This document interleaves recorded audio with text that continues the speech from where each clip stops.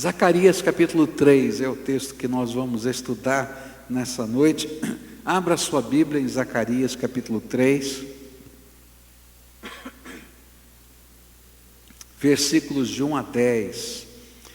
Nós estamos estudando essas profecias feitas pelo profeta Zacarias há tantos anos atrás.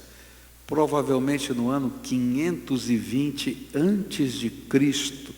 Esse texto profético foi colocado ali, falando de coisas que estavam acontecendo naquele tempo e falando de verdades de Deus que duram para toda a eternidade, por isso valem para a minha vida e para a sua vida. Diz assim a palavra do Senhor, livro de Zacarias capítulo 3, a partir do verso 1. Depois disso ele me mostrou o sumo sacerdote Josué diante do anjo do Senhor, e Satanás à sua direita para acusá-lo. O anjo do Senhor disse a Satanás: o Senhor o repreenda, Satanás.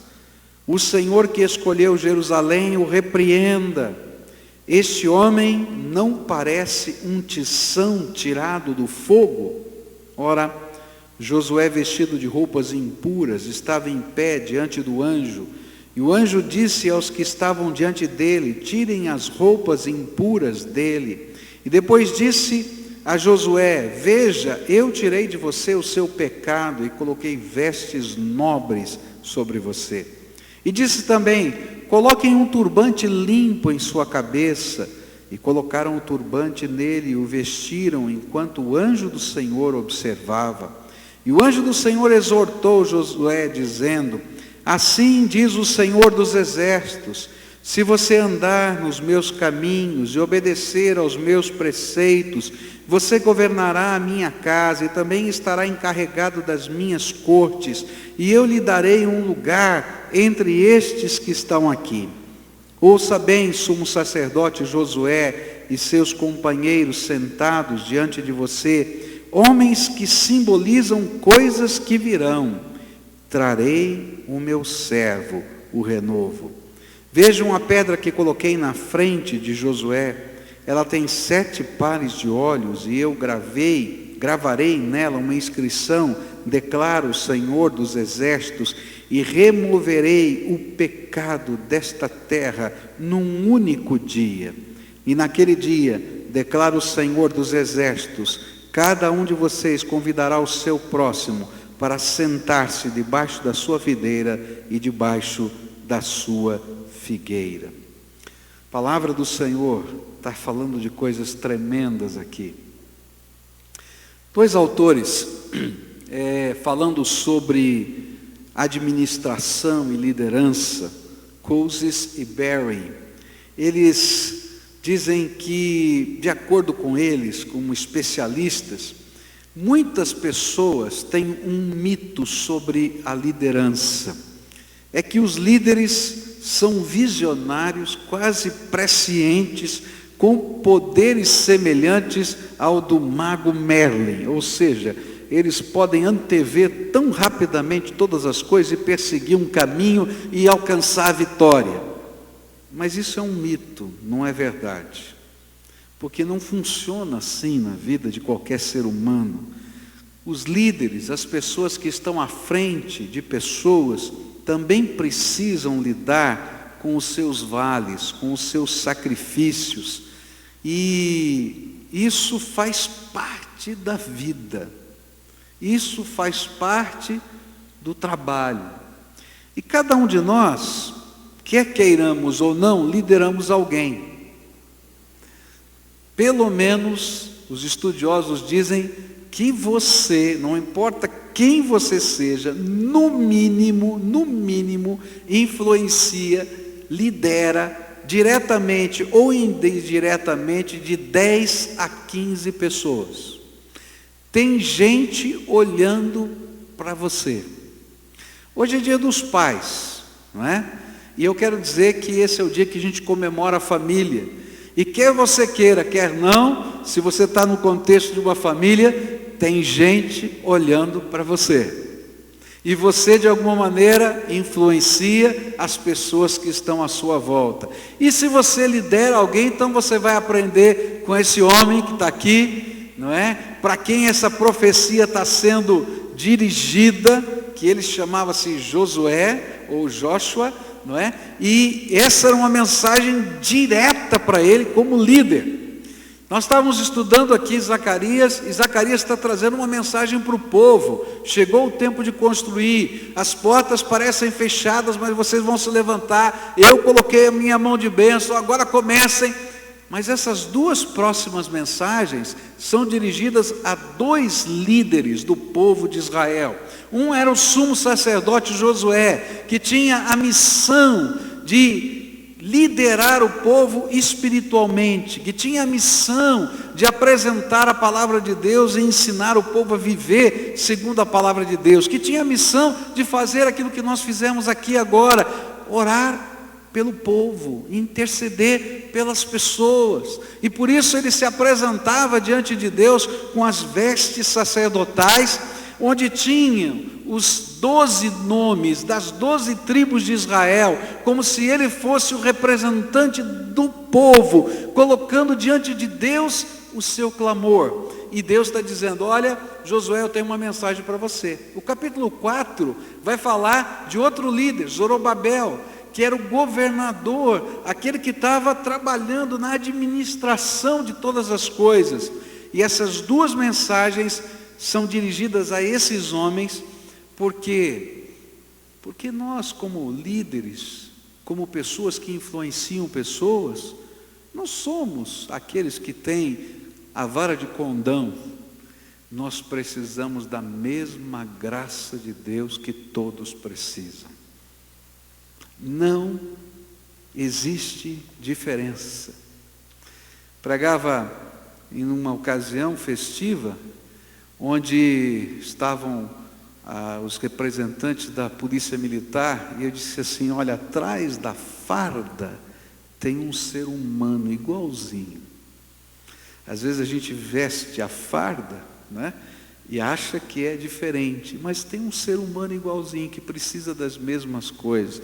A gente olha para um líder político, mas por trás da investidura que o povo deu a ele, existe um ser humano igualzinho, que precisa da graça de Deus.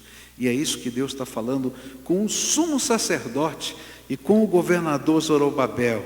Ele está dizendo: olha, vocês como homens precisam da minha graça, precisam da minha graça. E nesse contexto, então, eu queria olhar para as cenas dessa visão. E o que da graça de Deus estava sendo dividido com Josué, o sumo sacerdote? É tremendo isso aqui. É tremendo, porque Deus olha dentro e fora das roupas sacerdotais. E ele começa a ministrar ao homem, Josué. Olha só que coisa tremenda. Os primeiros 2 versículos. Depois disso, ele me mostrou o sumo sacerdote Josué diante do anjo do Senhor e Satanás à sua direita para acusá-lo. E o anjo do Senhor disse a Satanás: o Senhor o repreenda, Satanás. O Senhor que escolheu Jerusalém o repreenda. Este homem não parece um tição tirado do fogo? Queridos, esse homem era a mais alta autoridade espiritual dentro do judaísmo. Para a gente fazer uma comparação, tá? Para a gente fazer uma comparação, eu diria assim, dentro do catolicismo ele seria o Papa, o sumo sacerdote dos judeus. Existiam milhares e milhares de sacerdotes, mas só existia um sumo sacerdote. E Deus está falando com esse homem. E olha que visão tremenda. Essa visão é a visão de um tribunal. Um tribunal no céu. Estava acontecendo um julgamento no céu. Há alguma coisa tremenda que está acontecendo. E o interessante é que para exercer a função de sumo sacerdote, se você depois abrir a sua Bíblia, agora não vai dar tempo, em Levítico 21, versículos 10 a 15, para ele poder exercer essa função, ele precisava se apresentar puro na presença de Deus, senão as suas orações seriam impedidas. E essa pureza devia estar refletida na sua roupa, no seu interior, no seu gesto, na sua maneira de ser, senão ele não podia exercer essa função. Era um mínimo que se esperava de um homem de Deus, que ele fosse um homem que buscasse santidade, pureza diante de Deus. Se esperava dele é que ele não apenas vivesse essa pureza, mas que ele fosse alguém que lutasse na presença de Deus em oração a favor do seu povo, das pessoas. Mas nesse tribunal, quem aparece como réu?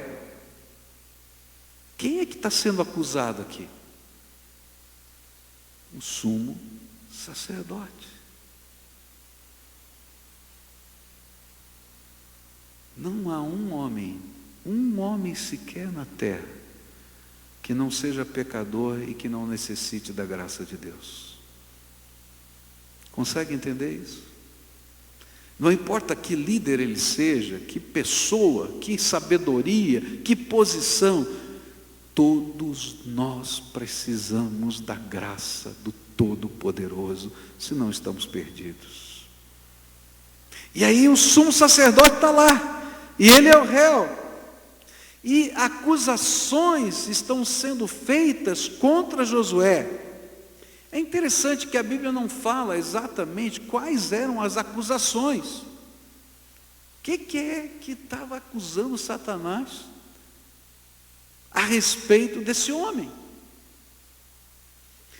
A tradição judaica sugere que Josué era culpado porque ele permitiu o casamento dos seus filhos com mulheres estrangeiras na volta da Babilônia para aquela região da Palestina. E isso aparece em Esdras, capítulo 10, verso 18. Mas muitos teólogos dizem, bem, tudo bem, né?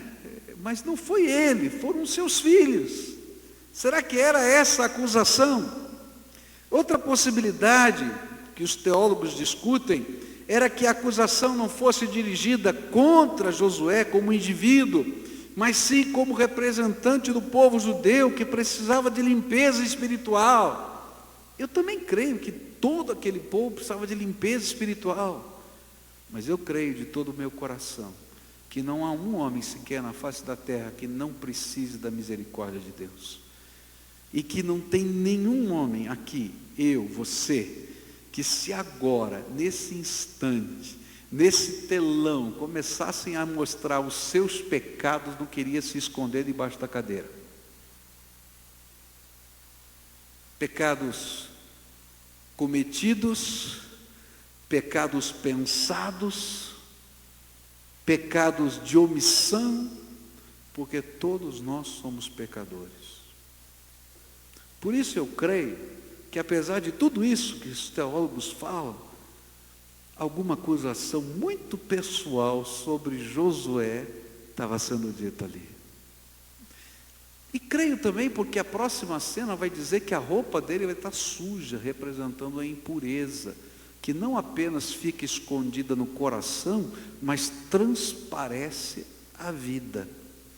Porque toda vez que a gente erra, falha, a gente não falha só aqui dentro, de alguma maneira isso transparece no nosso jeito, na nossa maneira de ser, de falar e de pensar. A Bíblia fala, a boca fala do que o coração está cheio. De alguma maneira a gente revela, sem querer até a gente revela. E então eu creio que naquela hora ele estava sendo acusado. Agora, quem era o promotor de justiça, o acusador? Satanás. O nome Satanás significa adversário ou acusador. Esse é o papel do inimigo. ele aponta todos os nossos defeitos, apesar de ser também aquele que monta os cenários para que a gente caia nos pecados. Joga dos dois lados, te chama para o pecado e depois, está vendo? Olha aí, ó, caiu e destrói. Por isso, a salvação de Deus, a morte e a ressurreição do Senhor Jesus fez algo tremendo no céu. Porque Jesus morreu e ressuscitou, Deus não precisa ficar ouvindo toda hora Satanás passar lá no trono dele para reclamar dos filhos de Deus.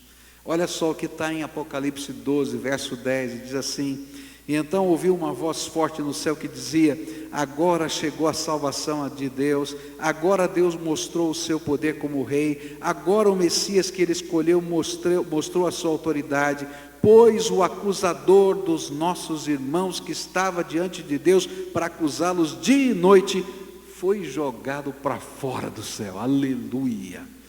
Louvado seja Deus! Porque o sangue de Jesus vertido na cruz do Calvário não fez só uma salvação minha, pessoal, mas de uma maneira cósmica. Satanás não fica toda hora acusando mais, porque ele não pode entrar mais naquelas regiões celestes. Ele foi expulso por causa daquilo que Jesus fez. Sabe por que Deus aguentava Satanás passeando lá? Porque ele amava tanto, tanto, tanto, tanto você, tanto, que no dia que ele julgasse Satanás, ele teria que julgar você. Por isso ele esperou Jesus morrer e ressuscitar, e assim o preço do pecado ser pago na cruz. E agora ele disse: agora chega, vai embora daqui. Porém, Deus vai nos julgar, e ele nos julga, porque ele é Deus justo. Mas está lá o inimigo acusando, e ele continua acusando, não mais no céu, mas ele é o acusador das nossas almas. Ele fica atacando você, dizendo que você não pode, que você não consegue, que você não vai mudar, que você não tem jeito, que não tem, porque ele quer destruir. Essa é a grande verdade. Mas nessa cena também tem um advogado. O advogado é o anjo do Senhor. A gente já viu que ele aparece várias vezes aqui no livro de Zacarias, e o anjo do Senhor é um tipo do Velho Testamento que mostra, aponta para aquilo que Jesus fez e faz por nós. E naquela hora, quando o inimigo está acusando o sumo sacerdote, ele está dizendo assim: que o Senhor te repreenda, Satanás, que o Senhor que ama e está restaurando essa cidade te repreenda. E ele se torna o advogado. E essa é uma coisa tremenda. Jesus continua sendo o nosso advogado, o nosso Salvador. E é isso que diz 1 João 2, versículo 1: meus filhinhos, escrevo isso a vocês para que não pequem. Porém, se alguém pecar, temos Jesus Cristo que faz o que é correto, e Ele nos defende diante do Pai. Na versão mais antiga diz: nosso advogado, que nos defende diante do Pai. E o que me chama a atenção é a afirmação do anjo do Senhor para Satanás. Por que Deus deveria repreender Satanás daquela acusação? Se todos nós somos pecadores, se todos nós temos defeito, então ele não estava falando mentira. Tinha defeito na vida de Josué. Então por que Deus tinha que repreender Satanás? E aí então é muito importante aquilo que o anjo do Senhor vai dizer: esse aqui é um tição tirado do fogo. Gente, é tremendo isso. Não importa quem você seja, não importa a roupa que você veste, o título que você tem, o que você já fez, como você fez, se você, não interessa. Na presença de Deus, todos nós somos pecadores. E na presença de Deus, a acusação de Satanás não é mentira, porque somos pecadores. Mas sabe o que é que faz a diferença? O que faz a diferença é que Deus nos amou profundamente. E esse aqui é uma visão tremenda. Sabe o que é unção? Normalmente, o que se fazia? Não tinha fósforo naquele tempo, não é? Então, você pegava um pedaço de madeira que estava no fogo, que estava no fogão, tá?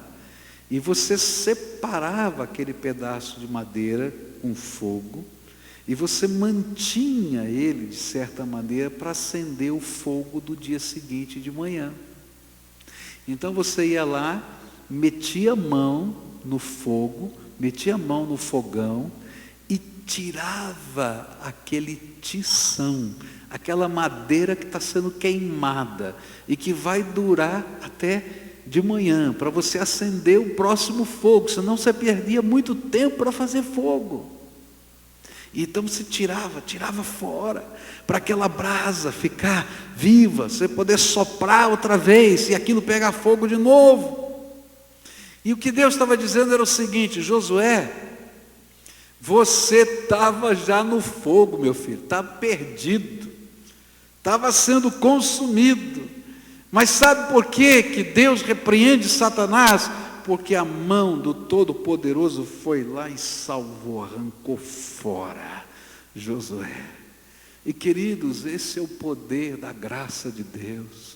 Esse é o poder do sangue de Jesus que nos purifica de todo o pecado.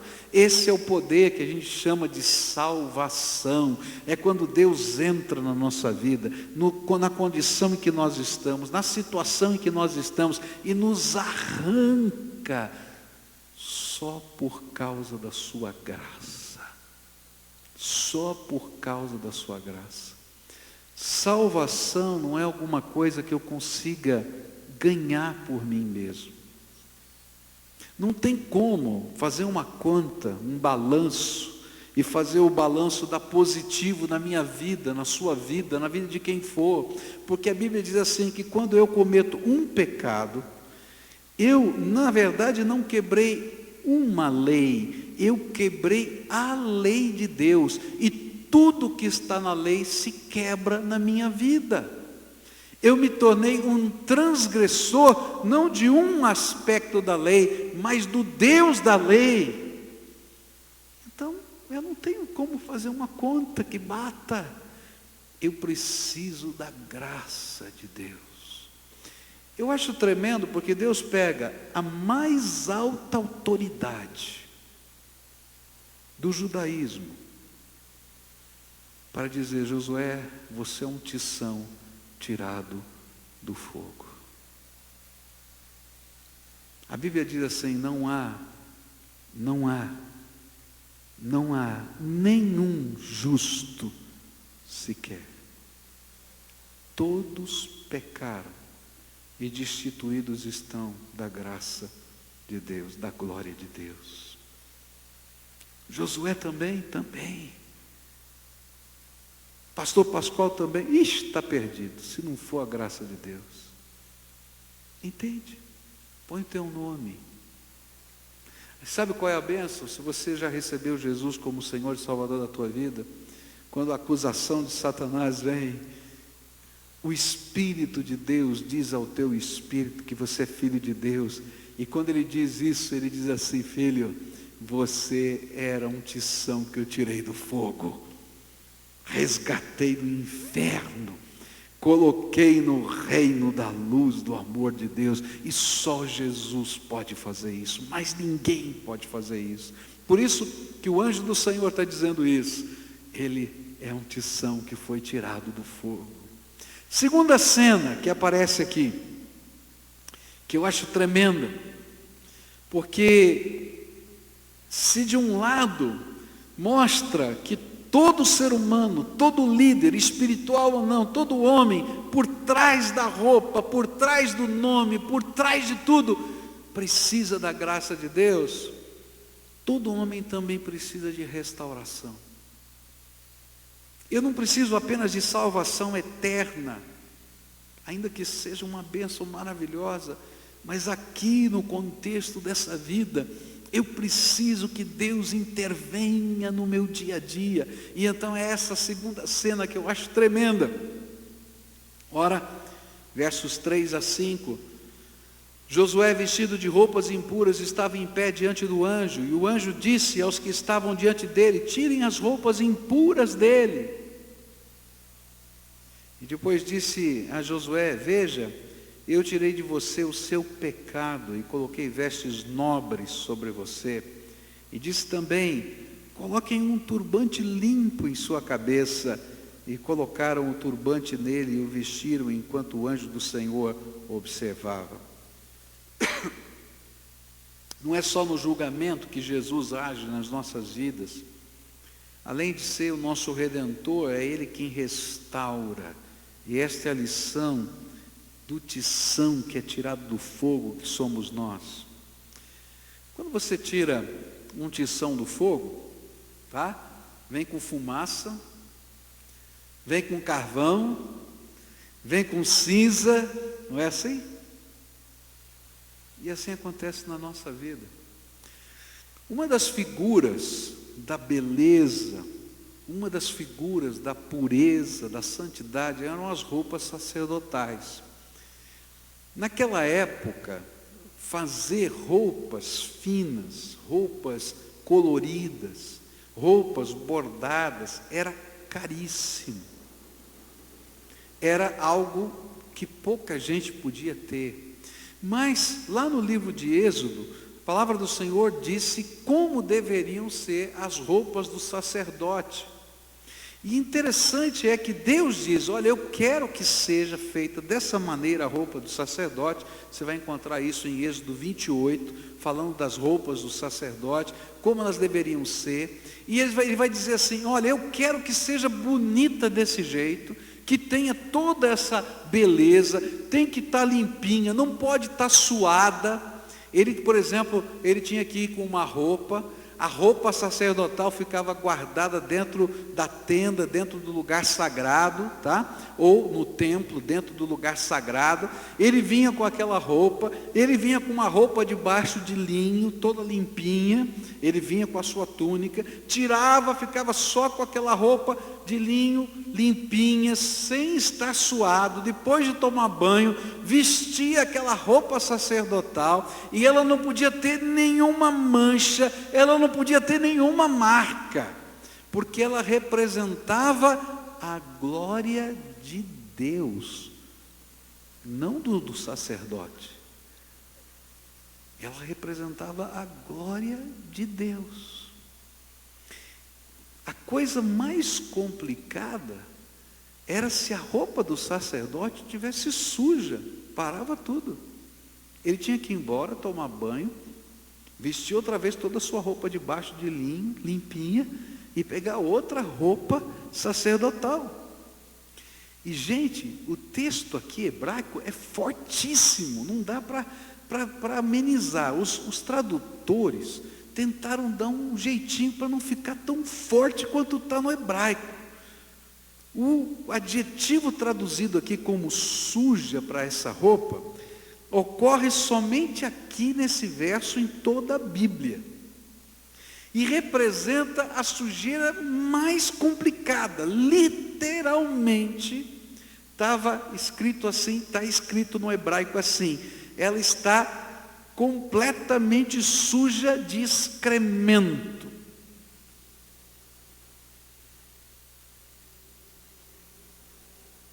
Está entendendo?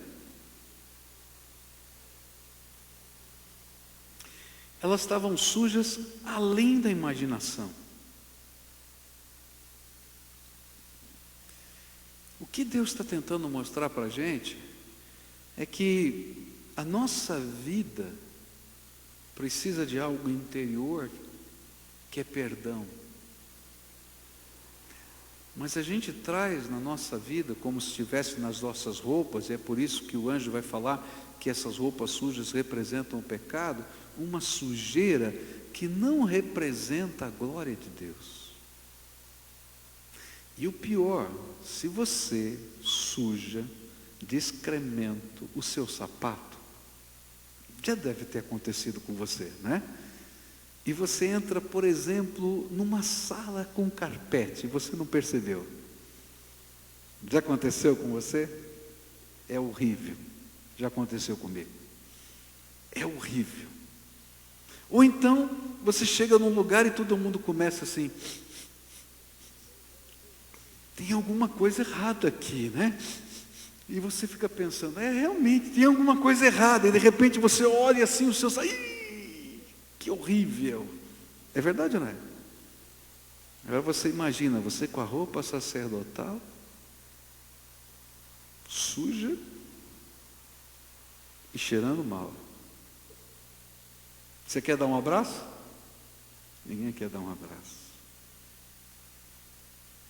É isso que Deus está falando.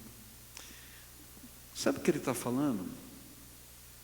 É que às vezes eu posso estar vestindo a roupa que for, mas diante da presença de Deus, não dá para enganar. Que nós precisamos de perdão, porque somos um tição tirado do fogo, mas precisamos ser restaurados e transformados.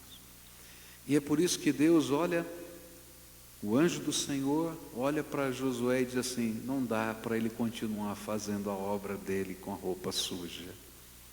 Vamos trocar a roupa. Vamos trocar essa roupa. E queridos, a obra da salvação é exatamente isso. Um dia o Senhor Jesus dá um decreto: vou tirar você do reino das trevas, onde Satanás está te aprisionando, acusando e condenando, e vou colocar você no reino da luz do amor de Deus. E isso é um ato de Deus, é um decreto de Deus, é uma obra soberana de Deus. Você não pode fazer nada, porque Deus é o único que pode meter a mão lá e arrancar o tição. Mas sabe, Deus não para a sua obra aí. Quando você é declarado limpo, salvo, perdoado, Deus começa uma obra de restauração na sua vida. Ele vai começar a mexer no seu dia a dia, vai mexer nos seus negócios, vai mexer no seu casamento, vai mexer no jeito que você fala, vai mexer no jeito que você pensa, porque aquela roupa cheirando mal, suja, que deveria representar a glória de Deus diante dos homens, não está glorificando a Deus, então precisa ser trocada toda. E essa é a obra da transformação que o Espírito Santo de Deus faz. E eu fico imaginando a visão, porque isso aqui é uma visão. Eu imagino que naquela hora, quando o anjo do Senhor diz assim: olha, vamos trocar, isso aqui não dá não. Começaram a vir os anjos de Deus, porque quem estava respondendo a esse comando eram os anjos de Deus. E um tirava uma peça e colocava outra, e outro assim fazia.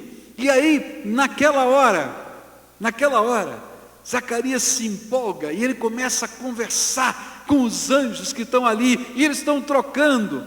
E chega uma hora que eles esqueceram de trocar a mitra, o chapéu, o turbante que era colocado sobre o sumo sacerdote. E ele diz: esqueceu, bota aí. E eu acho tremendo, sabe por quê? Sabe o que estava escrito aqui? Pertence exclusivamente a Deus. Sabe, queridos, quando Jesus começa a transformar a nossa vida, Ele quer colocar sobre a sua cabeça um título: propriedade exclusiva de Jesus Cristo. Quem você é, o que você faz, o que você fala, como você faz, de que jeito você faz, tem que ser para a glória de Deus. E essa é a roupa mais bonita que a gente pode viver e vestir. É aquela que representa a glória do Todo-Poderoso, o Senhor da nossa vida em todo e qualquer lugar. Por isso, o sumo sacerdote precisava das roupas trocadas e transformadas.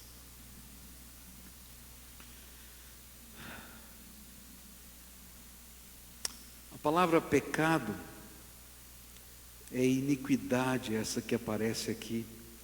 E a palavra iniquidade é derivada de um verbo que significa dobrar, torcer, e sugere uma perversão ou torcer o que é certo.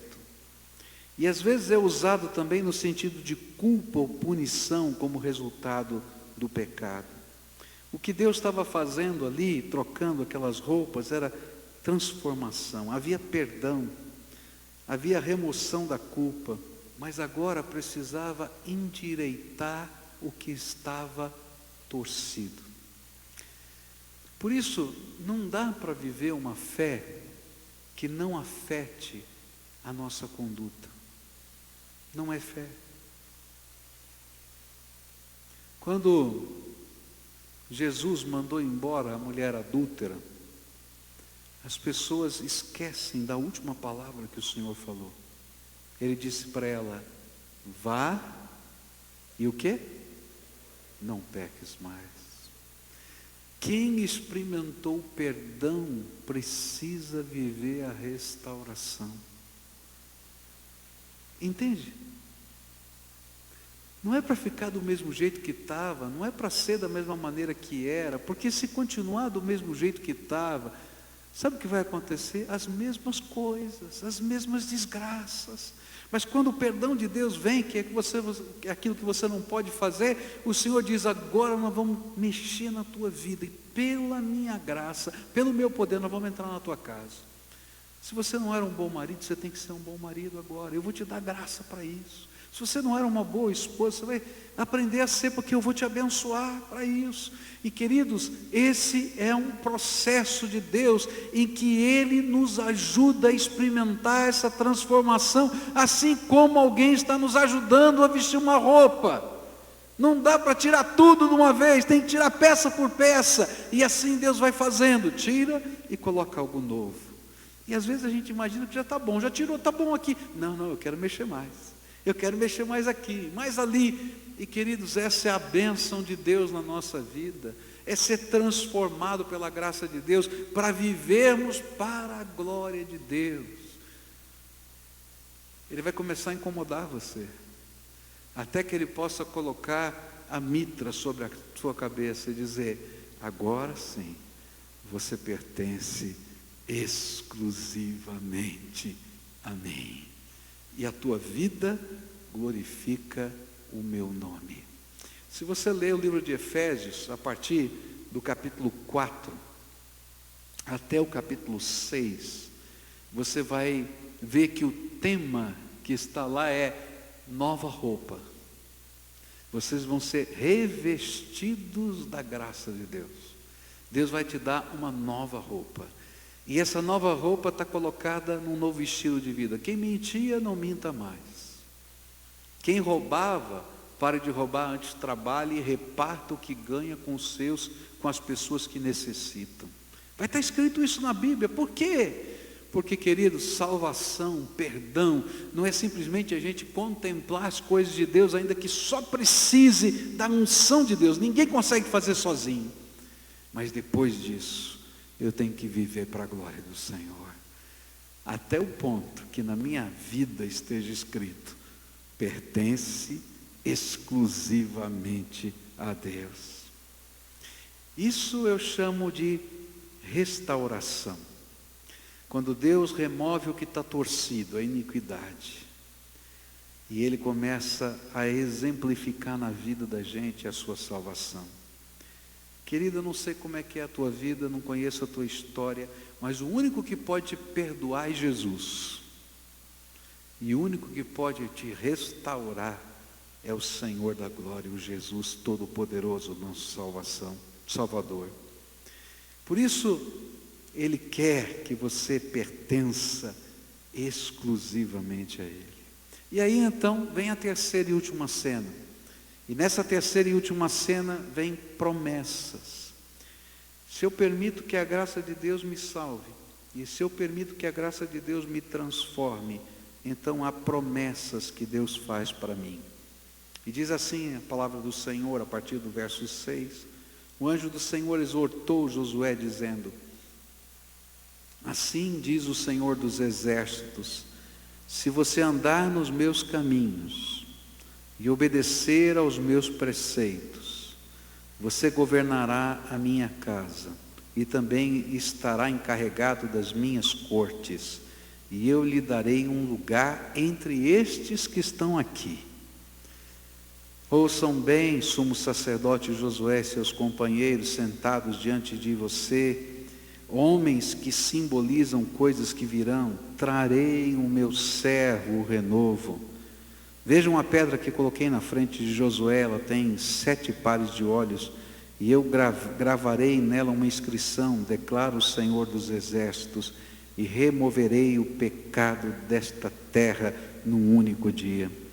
E naquele dia, declara o Senhor dos Exércitos, cada um de vocês convidará seu próximo para sentar-se debaixo da sua videira e debaixo da sua figueira. Há uma parte que é nossa na obra grandiosa de Deus de salvação. Há um voto que Deus está esperando, e Ele condiciona cada uma das bênçãos que estão aqui prometidas a esse voto que você faz na presença de Deus. Há algumas palavras aqui que são fortes. Ele diz assim: olha, se você me obedecer, eu posso ter a roupa que for, eu posso ter o título de pastor, eu posso exercer funções de liderança na minha denominação, mas se eu não for obediente a Deus, eu não glorifico o nome dEle, e não tenho autoridade. Por quê? Porque alguém que não vive o que fala, não tem autoridade. Deus mesmo revela para que o nome dEle não seja envergonhado. Eu costumo dizer que muita gente pode tentar esconder os seus pecados, e até quem sabe consiga um pouco. Mas se tem alguém que não consegue esconder os seus pecados, é o crente. Por causa do nome de Jesus que está na vida da gente, Deus publica no jornal o pecado da gente. Pode escrever o que eu estou falando. Publica no jornal. Por causa da glória dEle. Por causa do nome dEle que está sobre a nossa vida. Por isso, essa é uma promessa condicional. Você quer ter autoridade? E Ele vai dizer assim: você vai governar, você vai ter autoridade. Então a nossa autoridade vem da nossa obediência, do nosso compromisso com o Senhor.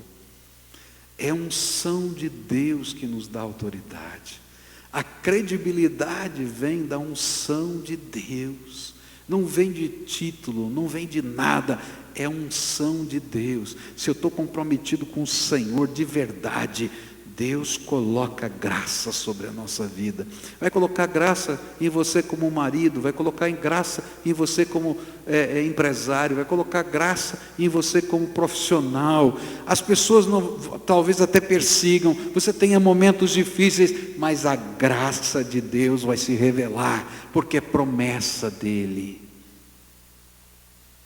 Segunda coisa que vai aparecer aqui, além da obediência, é serviço.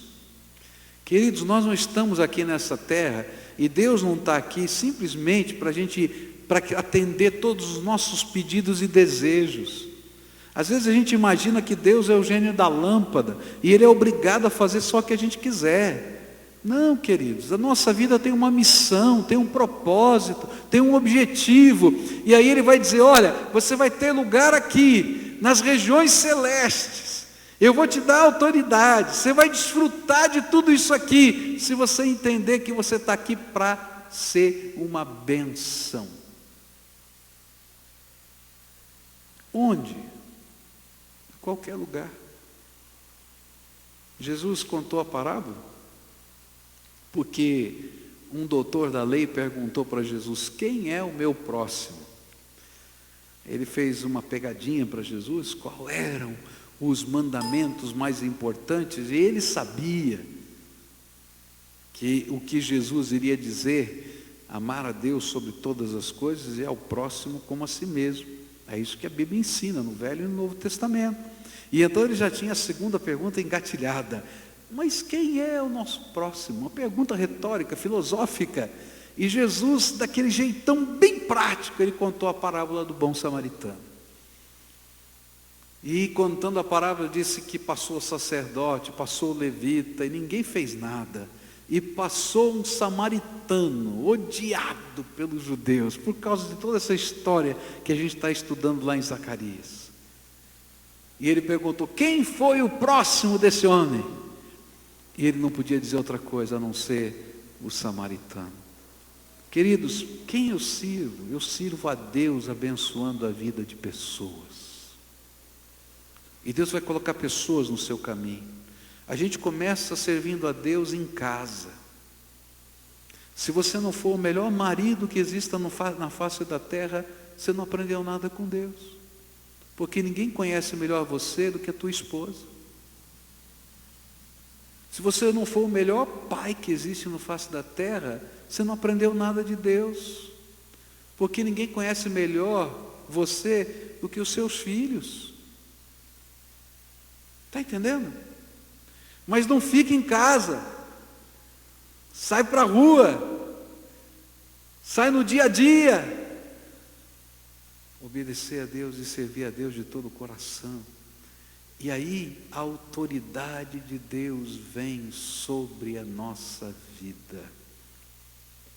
Não importa o título que você tenha, a roupa que você vista, que as pessoas vão ver como glória de Deus, é a vestimenta de santidade que Deus pode colocar sobre você.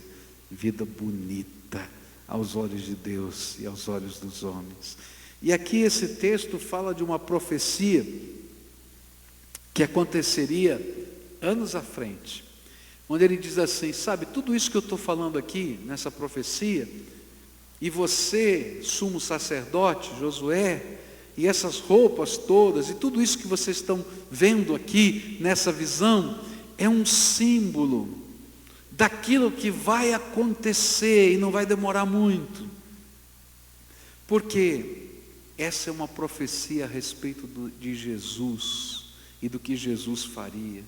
E ele disse: olha, você, essa roupa, o templo, o sacrifício das ovelhinhas, tudo isso aqui é um símbolo do renovo de Deus, do Messias que virá. E naquele dia em que ele se tornar o sacrifício, num só dia, porque ele morreu na cruz e ressuscitou, todo o pecado vai poder ser perdoado. E queridos, se a gente pode ter a roupa transformada, a vida transformada, se a gente pode ser o tição tirado do fogo, é porque Jesus veio a essa terra, morreu e ressuscitou, e ele é o meu Salvador. Se você pode ser liberto das drogas, se você pode ser liberto de um vício, se você pode ser tocado com graça, se você pode ser curado, se você pode ser transformado, se a sua casa que estava arrebentada pode ser reerguida de novo, é porque Jesus, o Filho de Deus, é o seu Salvador e entra na sua vida, dentro do coração e nas situações também. É por isso que a Bíblia diz: sem mim nada podeis fazer. É por isso que nessa noite eu queria orar com você. Eu acho tremendo tudo isso. Ele diz assim: um dia você vai se sentar comigo nesses lugares aqui. E lembra que a visão é do céu aberto, o anjo do Senhor, os anjos se movimentando. Um dia nós vamos poder, por toda a eternidade, por causa daquilo que Jesus fez, estar no céu de Deus. E eu vou ver com os meus olhos a glória de Deus, e vou ver os anjos do Senhor, porque Jesus morreu por mim na cruz, não tem outra razão. Mas sabe que hoje, agora, eu já posso me assentar nos lugares celestiais em Cristo Jesus. E a sala do trono pode ser aberta para mim, e eu posso me sentar do lado do Todo-Poderoso para falar com Ele nas minhas orações, porque eu tenho um sumo sacerdote que não chama Josué, mas é o nome na forma grega de Josué, Jesus. Sabia disso? O nome Jesus é a forma grega de Josué. O meu sumo sacerdote Salvador Jesus, nas vestes da sua glória e da ressurreição, é aquele que é o meu advogado e me apresenta diante do Pai e diz: vem cá, filho, senta comigo nos lugares celestiais. E é por isso que a gente pode orar, a gente pode colocar as nossas lutas, as nossas angústias diante do Todo-Poderoso, porque Ele se compadece de nós. Nessa noite eu queria orar com você. Não tem nenhum homem que não seja mulher, que não seja pecador. Não importa qual o título que você tenha, qual a roupa que você vista,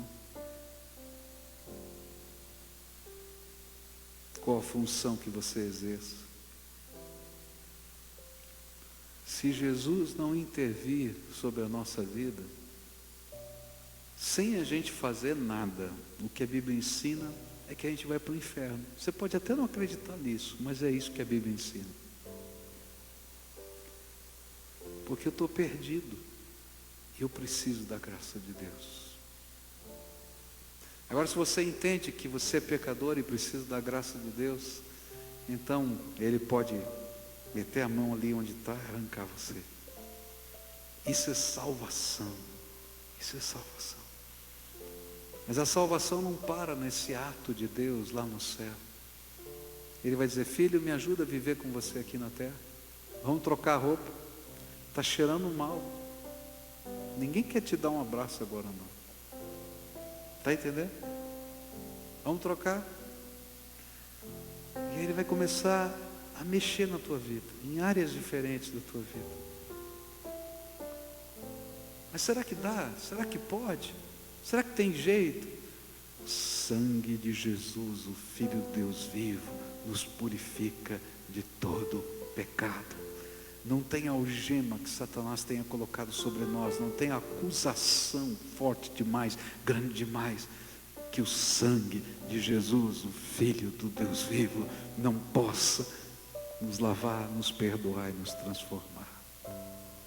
Eu não sei o que está acontecendo na tua vida, mas uma coisa eu sei: o Senhor quer transformar a tua vida. E aí Ele começa a mexer numa área, noutra. E a gente que está do lado de fora assistindo, aí diz assim: não esquece não, bota a mitra também, bota o chapéu também. Porque nesse chapéu está escrito: propriedade exclusiva do Senhor Jesus. Põe também. Eu quero, Senhor, propriedade exclusiva de Jesus, para a tua glória, Senhor. A roupa mais bonita para a tua glória, para a tua glória. Em casa, com os meus filhos, com a minha esposa. Eu quero na rua, dirigindo o carro, eu quero no trabalho, para a tua glória, Senhor. E aí vem as promessas de Deus. Bom, anda comigo, me obedece e me serve. E eu vou abrir as janelas dos céus. Você vai entrar com ousadia para orar, para buscar o poder de Deus. Eu vou te dar autoridade, promessas de Deus para hoje e para a eternidade. É disso que está falando. Um líder que tinha uma missão grandiosa, mas sem mim nada podeis fazer. Só com Jesus.